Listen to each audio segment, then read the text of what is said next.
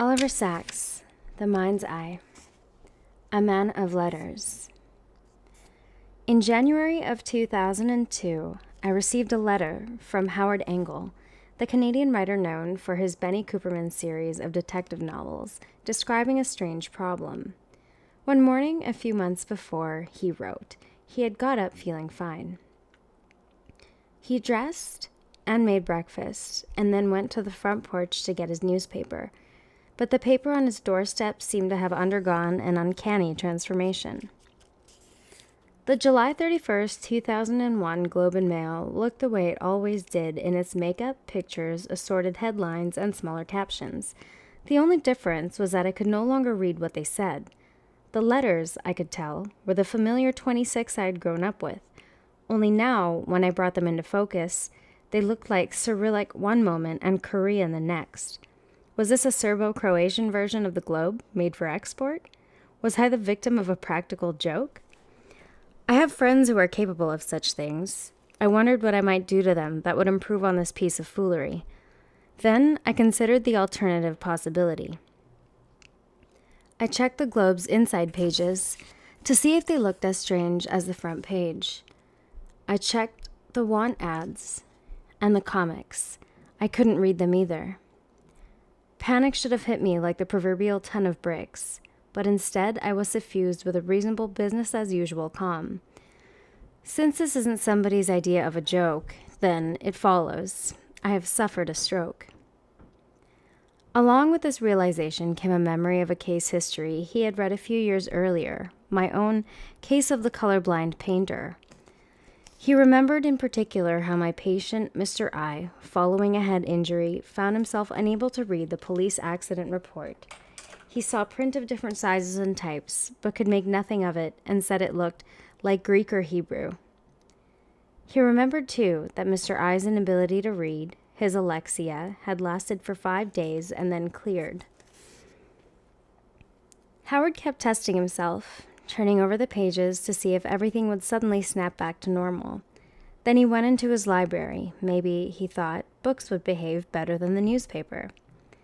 The room looked normal, and he noted that he could still read his clock, but his books, some in French and German as well as English, were all unintelligible, all full of the same oriental-looking script. He woke his son, and together they took a cab to the hospital. Along the way, Howard thought he saw familiar landmarks in unfamiliar places, and he could not read the names of streets as they passed, nor the words emergency room when they arrived at the hospital, though he at once recognized the picture of an ambulance over the door. He underwent a battery of tests, and these confirmed his own suspicion. He indeed had a stroke. He was told that it affected a limited area of the visual parts of the brain on the left side. During the intake interview at the hospital, he later recalled he was somewhat confused. I was unable to pinpoint my exact relationship to my son. I forgot my name, my age, my address, and a dozen other things. Howard spent the next week in the neurology ward at Toronto's Mount Sinai Hospital. During this time, it became clear that he had other visual problems besides his inability to read. He had a large blind spot in the upper right quadrant of his visual field, and he had difficulties recognizing colors, faces, and everyday objects. These difficulties would come and go, he noted. Familiar objects like apples and oranges suddenly looked strange, as unfamiliar as an exotic piece of Asian fruit, a rambutan. I would surprise myself with not knowing whether I was holding an orange or a grapefruit, a tomato or an apple. Usually I could sort them out by sniffing or squeezing. He often forgot things he once knew perfectly well and became shy of conversation. He wrote, "Lest I forget the name of the Prime Minister or who wrote Hamlet." Yet he was surprised to find, as a nurse reminded him, that he could still write, even though he could not read. The medical term, she said, was alexia synagraphia. Howard was incredulous. Surely reading and writing went together. How could he lose one but not the other? Lillian Collier, too, had alexia synagraphia and continued to write letters to her friends around the world. But since her alexia for words developed slowly, over the course of years, She seemed to have insensibly accommodated to the fact that reading and writing could be disassociated in this way. Lillian Kalir is from the first chapter, in case you haven't listened. The nurse suggested that he sign his name. He hesitated, but once he started, the writing seemed to flow all by itself, and he followed his signature with 2 or 3 sentences. The act of writing seemed quite normal to him, effortless and automatic, like walking or talking. The nurse had no difficulty reading what he had written, but he himself could not read a single word. To his eyes, it was the same indecipherable Serbo-Croatian he had seen in the newspaper. We think of reading as a seamless and indivisible act, and as we read, we attend to the meaning and perhaps the beauty of written language, unconscious of the many processes that make this possible. One has to encounter a condition such as Howard Engels to realize that reading is, in fact, dependent on a whole hierarchy or cascade of processes, which can break down at any point. In 1890, the German neurologist Heinrich Liesauer used the term psychic blindness to describe how some patients, after a stroke, became unable to recognize familiar objects visually. People with this condition, visual agnosia, can have perfectly normal visual acuity, color perception, visual fields, and so on, yet be totally unable to recognize or identify what they are seeing. Alexia is a specific form of visual agnosia, an inability to recognize written language. Since the French neurologist Paul Broca in 1861 had identified a center for the motor images of words, as he called it, and his German counterpart Karl Wernicke, a few years later, identified one for the auditory images of words, it seemed logical to 19th century neurologists to suppose that there might also be an area in the brain dedicated to the visual images of words, an area that, if damaged, would produce an inability to read, a word blindness. Congenital word blindness, this is a side note, which we now call dyslexia, was recognized by neurologists in the 1880s around the same time that Charcot, Desjardins, and others were describing acquired alexia. Children with severe difficulties in reading, sometimes in writing, reading music, or calculating too, were often seen as retarded, despite clear evidence to the contrary. W. Pringle Morgan, writing in the British Medical Journal in 1896, detailed a careful study of an intelligent and articulate 14-year-old boy who had severe difficulties in reading and spelling. In writing his own name, he made a mistake, putting Precy for Percy, and he did not notice the mistake until his attention was called to it more than once. Words written or printed seem to convey no impression to his mind, and it is only after laboriously spelling them that he is able, by the sounds of the letters, to discover their import. He can only recognize such simple ones as and, the, of, etc. Other words he never seems to remember, no matter how frequently he may have met them. The schoolmaster who has taught him for some years says that he would be the smartest lad in the school if the instruction were entirely oral. It is now recognized that as much as 5 to 10% of the population has dyslexia, and that, whether by way of compensation or simply because of their different neurological makeup, many dyslexic people have exceptional talents in other areas. These and many other aspects of dyslexia are discussed in depth by Marianne Wolf in Proust and the Squid, The Story and Science of the Reading Brain, and by Thomas G. West in The Mind's Eye. In 1887, oh my God.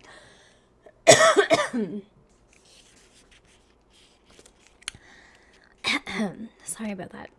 Let me have a drink.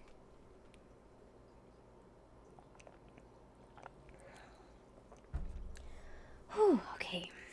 I hope I didn't blow out your ear there.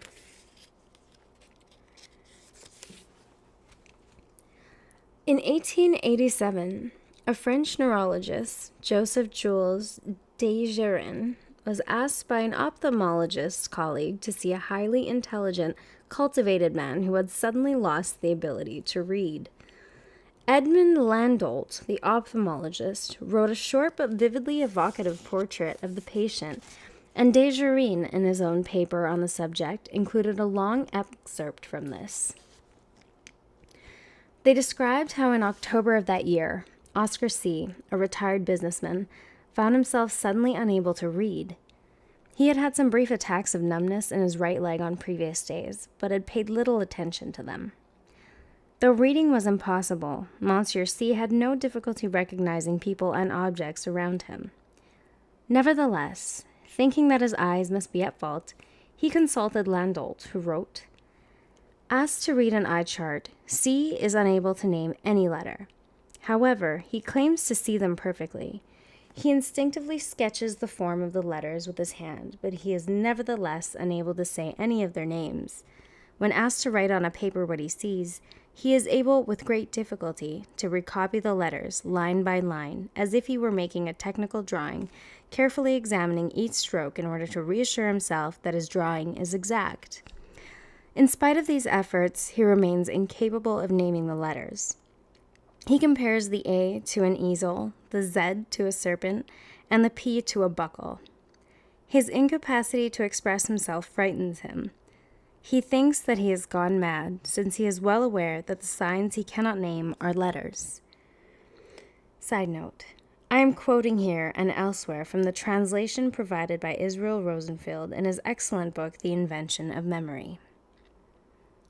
Back to the book. Like Howard Engel, Monsieur C. was unable to read even the headlines of his morning paper, although he nonetheless recognized it by its format as his usual newspaper, Le Matin. And, like Howard, he could write perfectly well. While reading is impossible, the patient can write fluently and without any mistakes whatever material is dictated to him. But should he be interrupted in the middle of a phrase that he is writing, he becomes muddled and cannot start up again. Also, if he makes a mistake, he can't find it. He can never reread what he has written. Even isolated letters do not make sense to him. He can only recognize them by tracing the outlines of the letter with his hand. Therefore, it is the sense of the muscular movement that gives rise to the letter name. He is able to do simple addition, since he recognizes with relative ease numbers. However, he is very slow. He reads the numbers poorly, since he cannot recognize the value of several numbers at once. When shown the number 112, he says, "It is a 1, and a 2," and only when he writes the number can he say 112. There were some additional visual problems. Objects appeared dimmer and a little blurred on the right side, and completely devoid of color. These problems, along with the specificity of Oscar C.'s alexia, indicated to Landolt that the underlying problem was not in the eyes, but in the brain. This led him to refer his patient to Desjardins. Desjardins was fascinated by Monsieur C.'s condition and arranged to see him twice weekly at his clinic in Paris.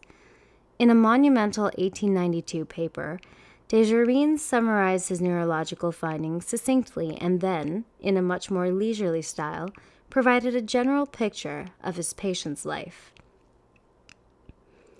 C spends his days taking long walks with his wife. He has no difficulty walking, and every day he does his errands on foot from the Boulevard Montmartre to the Arc de Triomphe and back. He is aware of what is happening around him, stops in front of stores, looks at paintings and gallery windows, etc. Only posters and signs in shops remain meaningless collections of letters for him. He often becomes exasperated by this, and though he has been so afflicted for 4 years, he has never accepted the idea that he cannot read, while remaining able to write. In spite of patient exercises and much effort, he has never relearned the sense of letters and written words, nor has he ever relearned how to read musical notes. Despite this, Oscar C., an excellent singer, could still learn new music by ear, and he continued to practice music with his wife every afternoon, and he continued to enjoy and excel at playing cards. He is a very good card player, calculates very well, prepares his blows well in advance, and wins most of the time. Desjardins did not comment on how Monsieur C was able to read the cards, but it seems likely that he recognized the iconic images of the hearts, diamonds, spades, clubs, jacks, queens, and kings, just as Howard Engel recognized the icon of an ambulance when he arrived at the emergency room. Number cards, of course, can also be recognized by their patterns. When Oscar C. died following a second stroke, Desjardins performed an autopsy and found 2 lesions in the brain, an older one which had destroyed part of the left occipital lobe, and which he presumed was responsible for Monsieur C's alexia, and a larger recent lesion which had probably caused his death. It is always difficult to make inferences from the appearance of the brain at autopsy. One may find damaged areas, but it is not always possible to see their manifold connections with other areas of the brain or to determine what controls what.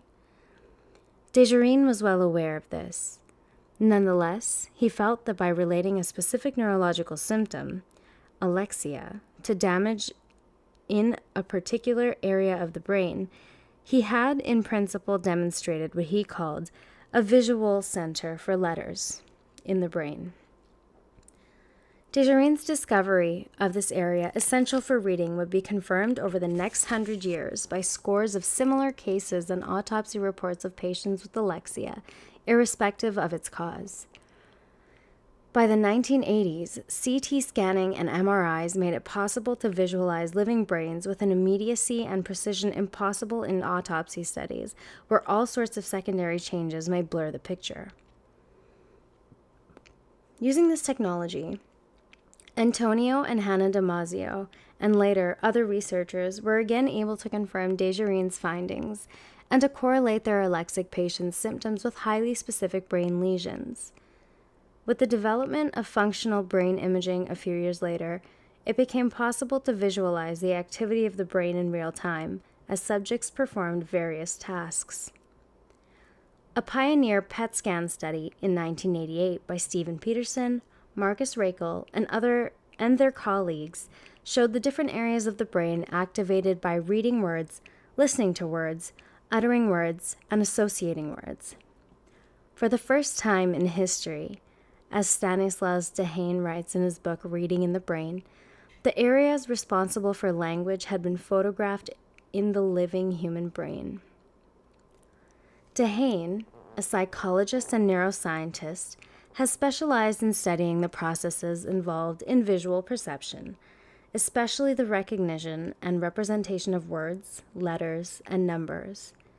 Using fMRI technology, which is much swifter and more sensitive than PET scanning, he and his colleagues have been able to focus even more closely on what he calls the visual word form area, or more informally, the brain's letterbox. Dehaene's studies with Laurent Cohen and others have shown how the visual word form area can be activated in a fraction of a second by a single written word, and how this initial purely visual activation then spreads to other areas of the brain, especially the temporal lobes and the frontal lobes. Reading, of course, does not end with the recognition of visual word forms. It would be more accurate to say that it begins with this. Written language is meant to convey not only the sound of words, but their meaning, and the visual word form area has intimate connections to the auditory and speech areas of the brain, as well as to the intellectual and executive areas, and to the areas subserving memory and emotion. The visual word form area is a crucial node in a complex cerebral network of reciprocal connections, a network peculiar, it seems, to the human brain. As a prolific writer and an omnivorous reader, accustomed to reading newspapers every morning and many books each week, Howard Engel wondered how he would manage life with his alexia, which showed no signs of clearing.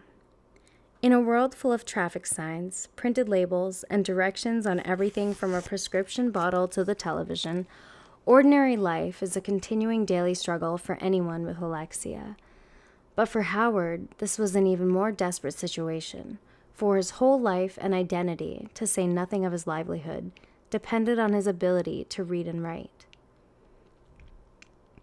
Being able to write without reading might be all right for a short letter or a memorandum, a page or two, But for the most part, he thought, it was like being told that the right leg had to be amputated but that it could keep the shoe and sock.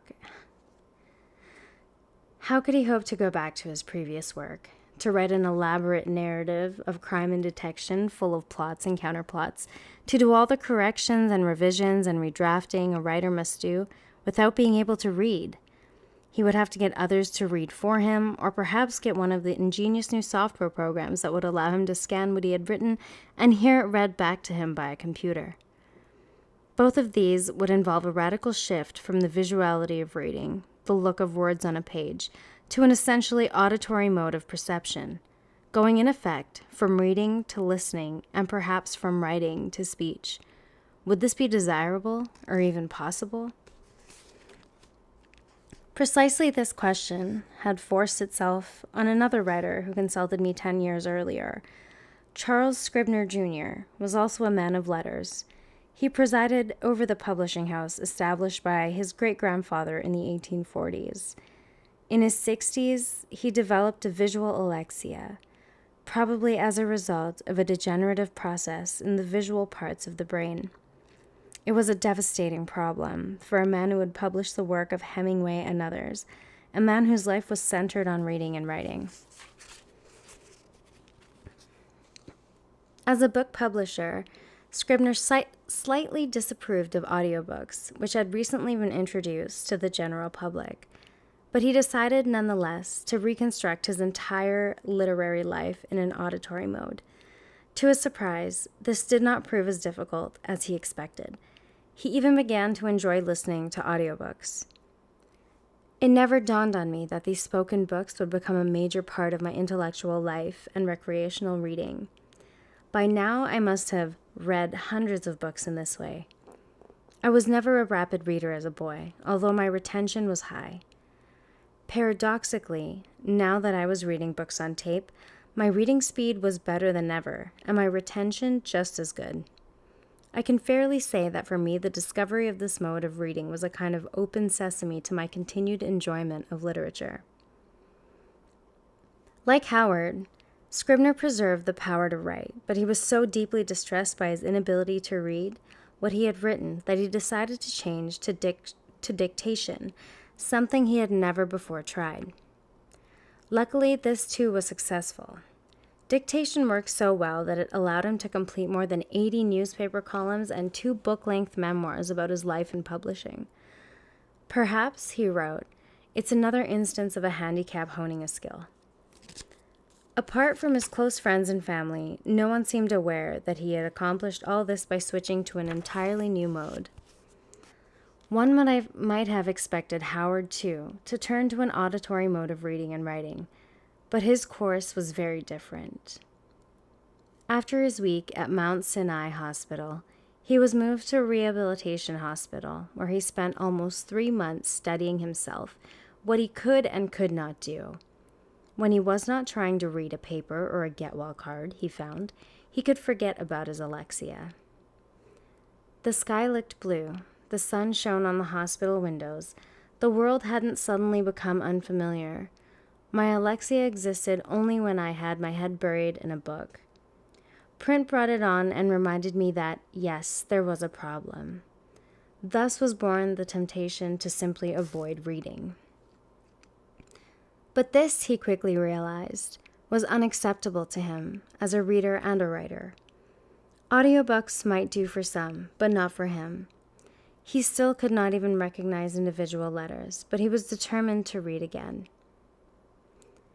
2 months after his stroke, still living at the rehab hospital, Howard had continuing difficulties recognizing places.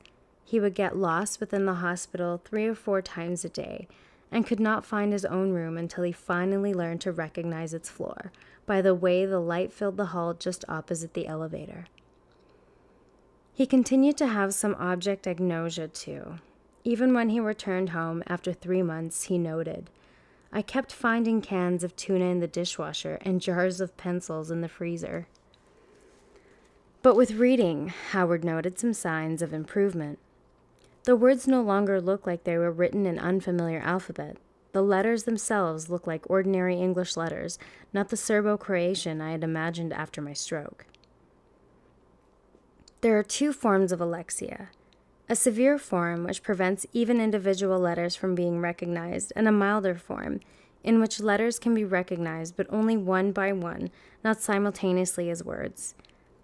Howard seemed to have moved, at this point, to the milder form, perhaps due to a partial recovery of the tissues affected by his stroke, or the brain's use, or perhaps even construction of alternative pathways.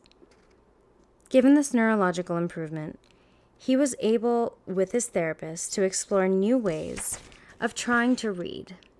He would slowly and laboriously puzzle out words, letter by letter, forcing himself to decipher the names of streets and shops or the headlines of newspapers. Side note: brain damage from a stroke, a tumor, or a degenerative disease may produce a lasting alexia, but there can also be a transient alexia due to a temporary disturbance in the brain's visual recognition systems, as can happen, for instance, with migraine. This has been described by Fleischman et al. And Bigley and Sharp, among others. I had such an experience driving to an appointment one morning when I suddenly found myself unable to read the names of streets. They seemed to be written in a strange, archaic script, Phoenician, perhaps, that I could not decipher. My first thought was of some external change. New York City is a popular location for filming, and the altered street signs, I presumed, were part of some elaborate cinematic setup. Then a sort of shimmering or scintillation around the letters gave me a clue. My alexia, I realized, was part of a migraine aura. Alexia can also occur in conjunction with epilepsy. I recently saw a patient who described how reading, and only reading, triggers her seizures, but their first manifestation is an alexia. The words and letters before her suddenly become unintelligible, and she recognizes this as the prodrome of a seizure, which will follow within seconds. If she is alone, she will lie down and recite the alphabet to herself. On regaining consciousness after a seizure, she has expressive and receptive aphasia, an inability to speak or comprehend speech for 20 minutes or so. Yikes.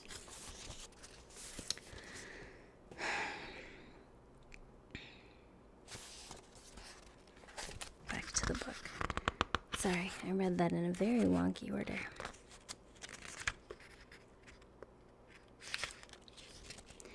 Given this neurological improvement, he was able, with his therapist, to explore new ways of trying to read. He would slowly and laboriously puzzle out words, letter by letter, forcing himself to decipher the names of streets and shops or the headlines of newspapers. Familiar words, he said, including my own name, are unfamiliar blocks of type and have to be sounded out slowly. Each time a name recurs in an article or review, it hits me as unfamiliar on its last appearance as it does on the first. Yet he persisted. Even though the reading was slow and difficult, frustrating as hell at times, I was still a reader. The blast to my brain could not make me otherwise. Reading was hardwired into me. I could no more stop reading than I could stop my heart. The idea of being cut off from Shakespeare and company left me weak. My life had been built on reading everything in sight. Howard's reading grew somewhat easier with practice, though it might take him several seconds to make out a single word. Words of different lengths, he observed, like cat, table, and hippopotamus, are processed in my head at a different rate. Each added letter adds more weight to the load that I'm trying to lift. Scanning a page, reading in the usual sense, was still impossible, and the whole process, he wrote, was exhausting beyond belief. Sometimes, however, if he looked at a word, a couple of letters would suddenly jump out at him and be recognized. For example, the by in the middle of his editor's name, though the letters before and after this remained unintelligible. He wondered whether such chunking was the way he had originally learned to read as a child, perhaps the way we all learn to read before we go on to perceive words, even sentences as a whole. Pairs and perhaps clusters of letters are particularly important in the construction and reading of words, and whether reading is being learned for the first time or relearned after a stroke, there seems to be a natural progress from seeing single letters to seeing letter pairs or sequences. Dehane and his colleagues suggest that there may be special bigram neurons in the brain devoted to this. I can make myself see that certain letter groupings are indeed familiar words, Howard wrote to me, but that comes only after I have stared at the page. Becoming a fluent reader is a difficult and multi-leveled task. Most children need years of practice and instruction to achieve this, though a few precocious ones may learn to read by themselves and at an early age. In some ways, Howard had been reduced to the level of a child first learning his ABCs, but with a lifetime of experience as a reader, he could also bypass his disabilities to some extent, for his large vocabulary, his grammatical sense, and his command of literary and idiomatic English helped him to guess or infer words and even sentences from the slightest hint. Whatever language a person is reading, the same area of inferotemporal cortex, the visual word form area, is activated. It makes relatively little difference whether the language uses an alphabet, like Greek or English, or ideograms like Chinese. This has been confirmed by lesion studies, such as Desjardins, and by imaging studies, and this idea is supported too by positive disorders, excesses or distortions of function produced by hyperactivity of the same area. The opposite of alexia, in this sense, is lexical or text hallucination or phantom letters. People with disorders of the visual pathway, anywhere from the retina to the visual cortex, may be prone to visual hallucinations. And Dominic Fitch and his colleagues estimate that about a quarter of these patients who hallucinate see text, isolated words, individual letters, numbers, or musical note hallucinations. Such lexical hallucinations, as Fitch and his colleagues have found, are associated with conspicuous activation of the left occipitotemporal region, especially the visual word form area, the same area that, if damaged, produces alexia. There are some differences, however, as Marianne Wolf points out, for example. Motoric memory areas are far more activated in reading Chinese than in reading other languages, because that is how Chinese symbols are learned by young readers, by writing over and over. And the same reader may use somewhat different neural circuits for reading different languages. One may sometimes find bilingual people who, following a stroke, lose the ability to read one language but not another. This has been especially studied in Japan, where there are two forms of written language in common use. Often both forms are used in the same sentence. Kanji, which has a set of more than 3,000 characters, was derived from Chinese ideograms. Kana, a syllabic system that, like an alphabet, can represent any speech sound, has just 46 symbols. Though kanji and kana are so different, both employ the visual word form area. Functional MRI studies by Nakayama and Dehane, however, show subtle but significant differences in the representation within this area, and rare cases have been reported of alexia for kanji, but not for kana, and vice versa. So, whether we are examining patients with alexia, patients with lexical hallucinations, or normal subjects reading in any language, we are forced to the same conclusion, that there exists in every literate human being an area in the dominant hemisphere, the language hemisphere, a neuronal system potentially available for the recognition of letters and words, and perhaps other forms of visual notation, mathematical or musical, for example. This raises a deep problem. Why should all human beings have this built-in facility for reading when writing is a relatively recent cultural invention? Communication by the spoken word, and therefore its neural basis, has every mark of having evolved through the gradual processes of natural selection. The changing anatomy of the brain in prehistoric man has been worked out in some detail from endocranial casts and other fossil evidence, as have changes in the vocal tract.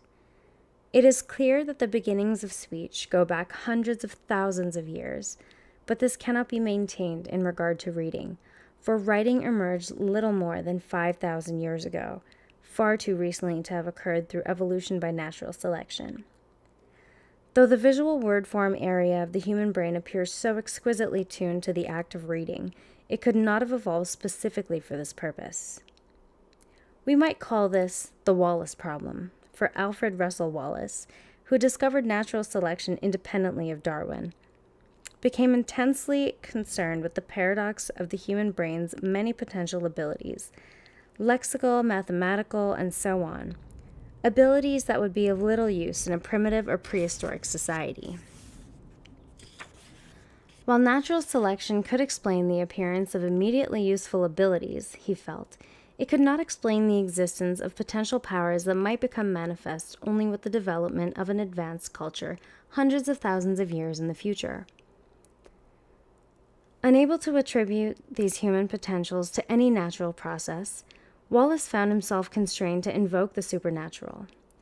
God, he believed, must have implanted them in the human psyche. There could hardly, from Wallace's perspective, be a better example of a divine gift, a unique new power, biding its time, in posse, waiting for the rise of a sufficiently advanced culture. Darwin, understandably, was horrified by this idea and wrote to Wallace, "I hope you have not murdered too completely your own and my child." Darwin, for his part, had a much more open view of the process of natural selection and adaptation, foreseeing that biological structures might find uses very different from those for which they had originally evolved. Stephen Jay Gould and Elizabeth Verba called this sort of redeployment an exaptation rather than a direct adaptation. Wallace expressed it as follows: "Natural selection could only have endowed savage man with a brain a few degrees superior to that of an ape, whereas he actually possesses one very little inferior to that of a philosopher. It seems as if the organ had been prepared in anticipation of the future progress in man, since it contains latent capacities which are useless to him in this earlier condition." Gould provided a marvelous analysis of Wallace's thinking in his essay, Natural Selection and the Brain, reprinted in The Pandastham. How, then, did the visual word form area of the human brain arise? Does it exist in the brains of illiterate people? Does it have a precursor in the brains of other primates?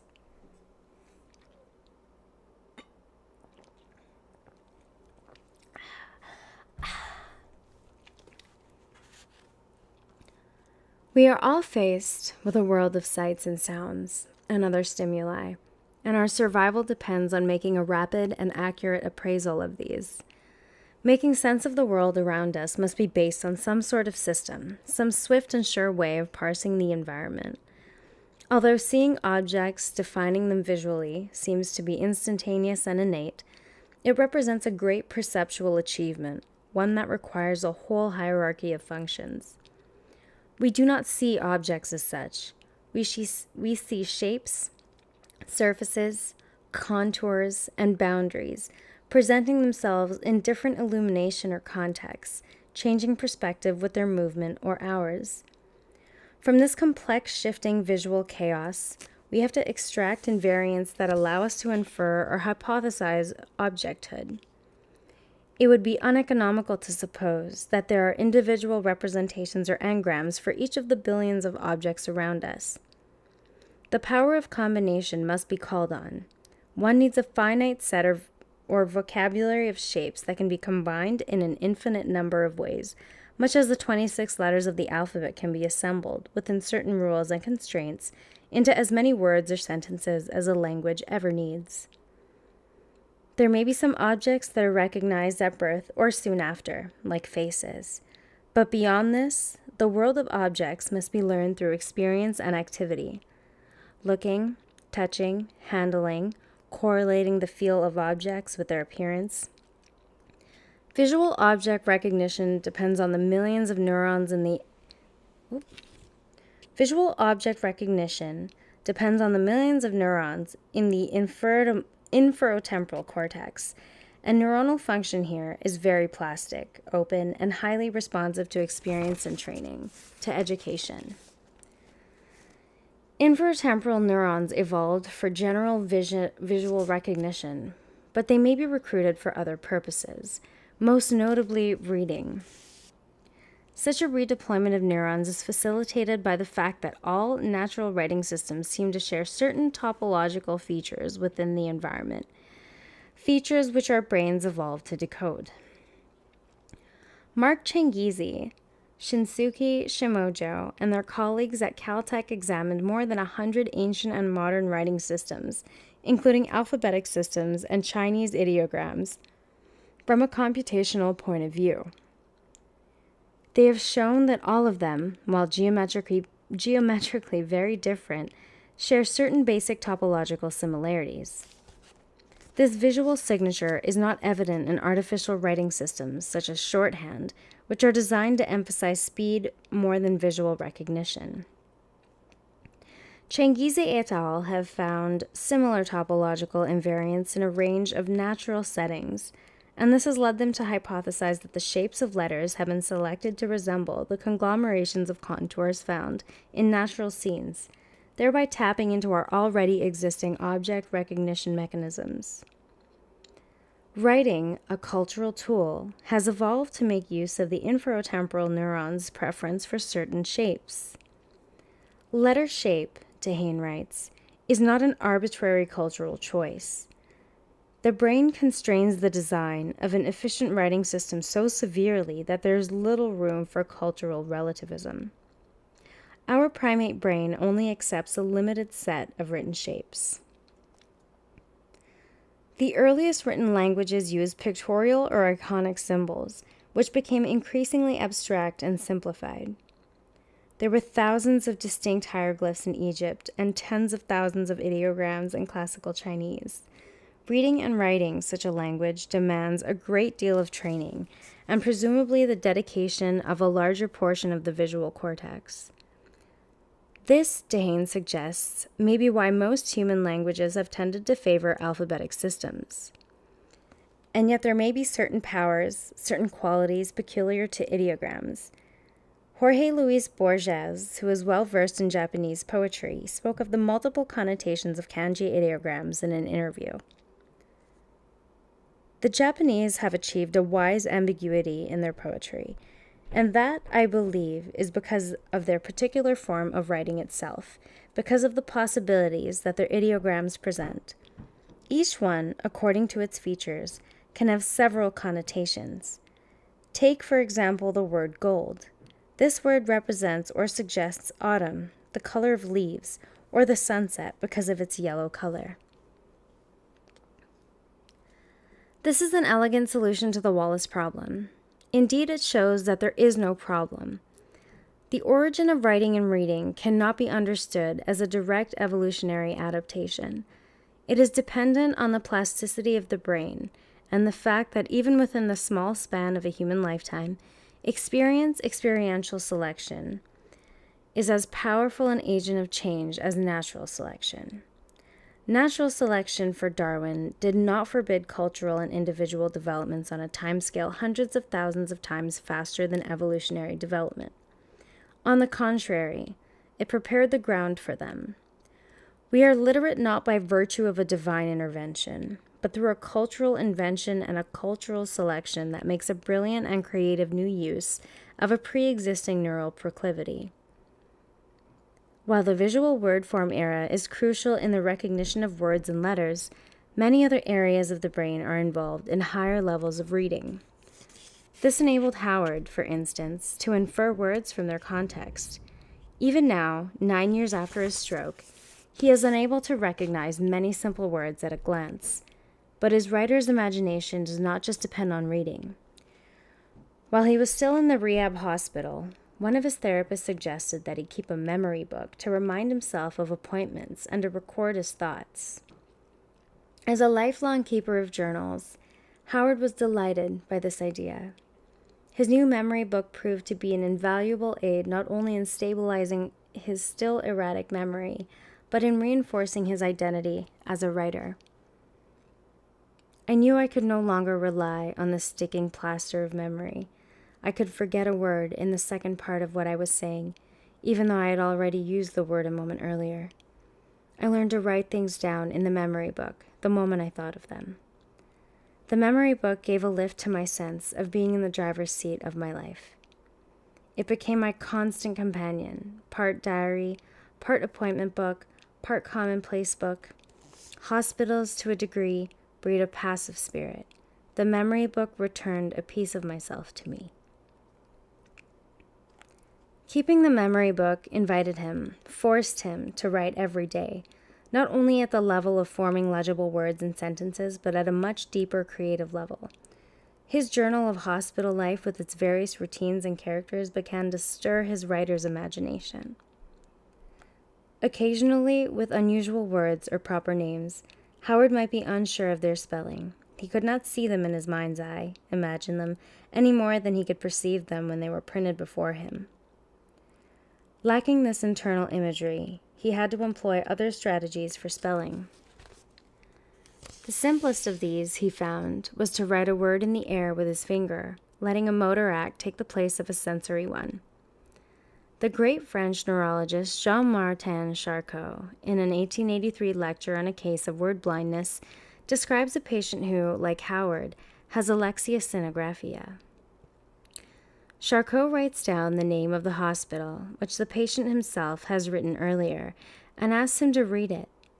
The patient is unable to do so at first, but he makes further efforts to do it, and while he is accomplishing the task, we notice that he traces, with the end of his right index finger, one of the letters which constitute the word, and with much trouble he says, La Salpêtrière. When Charcot gives him the name of a street to read, the patient traces with his finger in space the letters which compose the word, and after a moment or two says, "It is the Rue d'Aboukir, the address of my friend." Charcot's patient improved rapidly in reading by tracing letters in the air, and within 3 weeks his reading speed had increased nearly 6-fold. He said, "I can read printing less well than writing, because in writing it is easier for me to mentally reproduce the letter with my right hand, whereas it is more difficult to reproduce the printed characters. When reading printed matter," Charcot noted, "it is convenient for him to have a pen in his hand." Concluding his lecture, Charcot emphasized, briefly put, one can say of him that he reads only in the act of writing. Increasingly, and often unconsciously then, Howard started to move his hands as he read, tracing the outlines of words and sentences, still unintelligible to his eyes. And most remarkably, his tongue, too, began to move as he read, tracing the shapes of letters on his teeth or the roof of his mouth. This enabled him to read considerably faster, though it still might take him a month or more to read a book he could previously have read in an evening. Thus, by an extraordinary metamodal sensory motor alchemy, Howard was replacing reading by a sort of writing. He was, in effect, reading with his tongue. More than 3 months after his stroke, Howard returned from rehab to a home he did not entirely recognize. The house looked strange and familiar at the same time. It was as though a movie set had been assembled from sketches of the real house, and its rooms most peculiar was my office. It was as though a movie set had been assembled from sketches of the real house and its rooms. Most peculiar was my office. I looked at my computer with a strange feeling. My whole office, where I had written several of my books, resembled a diorama in a museum.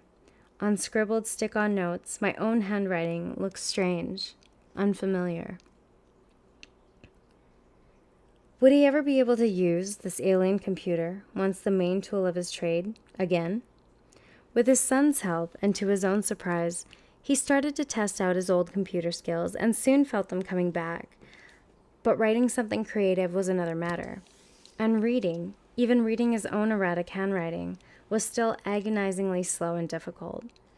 Furthermore, as he later wrote, I had been out of the world for months. I could no longer keep things straight in my head. What business did I have imagining that I might go back to my old desk and begin again? I was clearly unfit for fiction. I turned off the computer and took a long walk. Nonetheless, Howard had been, in a sense, staying in practice, writing every day, if only in his memory book. At first he wrote, "I had no thoughts of writing a book. That was not only well beyond my abilities, it was also beyond my imagination. But without my knowing it, another part of my brain was beginning to plot out a story. Images began popping into my head. Plots and plot twists began haunting my imagination. While I had been lying in my hospital bed, I was hard at work inventing a story and characters and situations for the book I still didn't know I was writing." He decided to write, if he could, a new novel, following his mother's old advice. "Write about what you know." What I knew about now was my illness. I knew the hospital routines and the people around me. I could do a book that described what it was like to be out of things, flat on my back for a time, with nurses and doctors ordering and reordering my days. He would reintroduce his alter ego, the detective Benny Cooperman, but it would be a Cooperman transformed. The great detective, waking in a hospital bed, finds himself not only alexic, but amnesic as well. His powers of inference, however, are intact and enable him to stitch together disparate clues to figure out how he landed in the hospital and what happened in the mysterious few days he can no longer remember. Howard moved into high gear, typing for hours each day on his computer. Within a few weeks, his imagination and creative flow enabled him to produce a first draft. The problem now was how to correct and revise the draft, given his problems with short-term memory and his inability to read in the normal way. He employed many devices using his word processor, indenting certain paragraphs, marking passages with different font sizes, and after he had done as much as he could by himself, he got his editor to read the entire book aloud to him so that he could engrave its overall structure in his memory and reorganize it in his mind. This painstaking process took many months of hard labor, but his abilities to remember and revise mentally, like Lillian Kalir's ability to rearrange piano scores in her mind, steadily increased with practice. His new novel, which he called Memory Book, was published in 2005, and this was followed in fairly rapid succession by another Benny Cooperman novel, and in 2007, a memoir, The Man Who Forgot How to Read. Howard Engel is still alexic, but he has found a way to remain a man of letters. That he was able to do so is a testament to many things: the dedication and skill of his therapist in rehab, his own determination to read again, and the adaptability of the human brain. "The problems never went away," Howard writes, "but I became cleverer at solving them." Well, at the end of every chapter, when I read this the first time, I definitely had an emotional reaction because these stories of triumph were just fantastic to read. Puts you in a good place. Well, me anyway. Hope you enjoyed.